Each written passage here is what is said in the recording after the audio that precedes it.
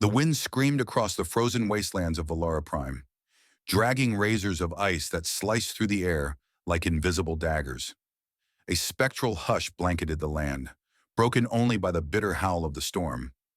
Cloaked in a threadbare shawl, Elira braced against the cold, her silver hair clinging to her cheeks as frost crystallized along its ends.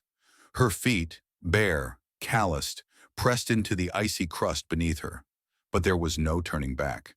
Banished, branded as a deviation from her airborne society, she now wandered the tundra alone, the silence and snow her only companions. Every sunrise brought survival's cruel routine, piecing together shelter from wind-shattered bones of trees, trapping tiny Arctic beasts, melting ice just enough to sip. Yet above hunger or frostbite, one force clawed deepest into her soul: solitude, until the heavens ruptured. A deafening metallic shriek tore through the clouds. Fire bled across the sky as an object, molten, screaming, pierced the atmosphere and crashed beyond the hills, unleashing a quake that cracked the glacial plates beneath her. Elira's heart thundered. She had never witnessed such a thing. Her instincts screamed caution, but her feet moved forward. The warnings of the elders surged in her mind.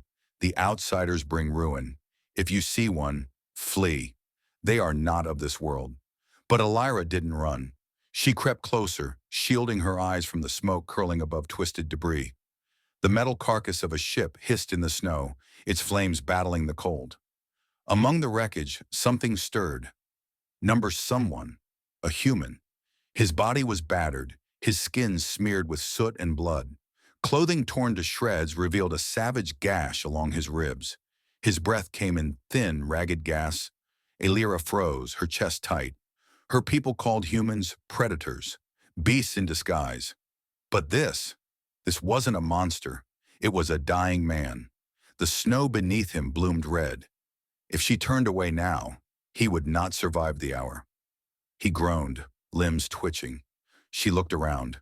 No rescue lights, no echoing engines. No one was coming, not for him, not for her. And so without a word she leaned down, slipped her arms beneath his limp frame, and bore his weight across her shoulders. The snow seemed to resist her steps, yet she pushed forward, unaware that this single act of defiance would unweave the fate of two worlds. Inside her icy shelter, nestled in a cave of glimmering frost, she laid the stranger upon a bed of pelts collected over winters.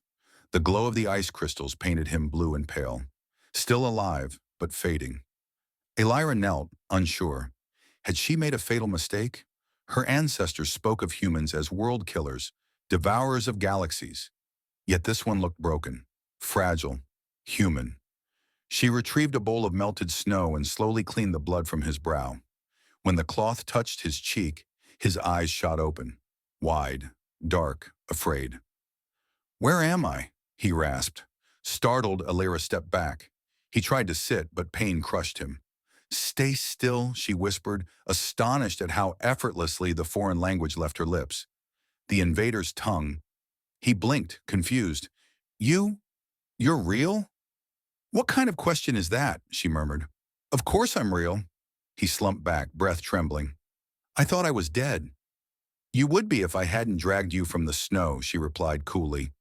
He seemed to process this. "I was ambushed. Pirates." The words fell away as his gaze drifted into memory. Elira felt a chill. Sky raiders, the true demons of the stars, the very reason her people stayed hidden. "Your craft fell. You were barely alive," she said. "Thank you," he murmured, barely audible. "What's your name?" she asked after a moment. "Commander Reese Calder," he said. "Human Federation Fleet." The name hung heavy in the air. Tales of conquest clung to that title like ash to fire. "And you?" "Elira." Reese nodded, then closed his eyes again. "Thank you, Elira." But silence returned, and with it, unease. She had brought a human into her sanctuary.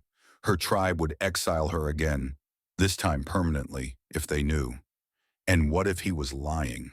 What if he wasn't just a lost pilot, but a scout? The cave trembled with the wind's fury. A sudden beat broke the stillness. Elira's eyes narrowed. It came from his wrist, a pulsing light, a tracker. Her pulse quickened. Someone was looking for him, or hunting him. She sifted through his torn suit until her fingers found a cold metallic square, a comms beacon. Just as she touched it, a voice burst through the static. "This is Echo Squadron. Commander Calder, respond. Repeat, Commander Calder. Do you read?" Elira's breath hitched.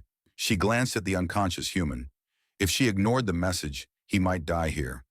But if she answered, the voice repeated louder, more urgent. "If you're compromised, we will initiate emergency retrieval. Last ping confirms hostile presence." Her face turned pale, then deep red. "I was protecting the community," she insisted. "Anyone can buy a uniform online." The second officer looked up from his notes. "Did he identify himself before your call?" She hesitated. "He showed me something.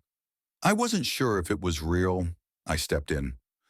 "Officers, I won't press charges if Miss Winters is willing to leave peacefully. My family will be here soon. I'd rather focus on them." They gave her a chance to walk away. She took it, but not gracefully. "This isn't over," she hissed. "Expect a violation notice. The HOA board will hear about this." She stormed off, clipboard clutched like a shield. I thought that would be the end of it. I was wrong. Less than an hour later, she blasted a neighborhood-wide email warning residents about unverified individuals claiming military status and encouraging people to report suspicious activity, clearly aimed at me. But when my wife and kids finally pulled into the driveway, all of it, the drama, the threats, the absurdity, melted away. My little girl threw herself into my arms. My wife was crying. Jake stood back, smiling like a proud co-conspirator. It was perfect until the next morning. Taped to my front door was a formal HOA violation notice.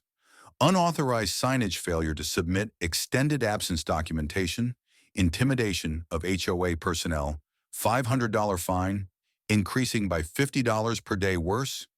A motion had been filed to begin eviction proceedings. That was the last straw. I spent the entire next day collecting stories from neighbors, people who'd been quietly steamrolled by Deborah for years.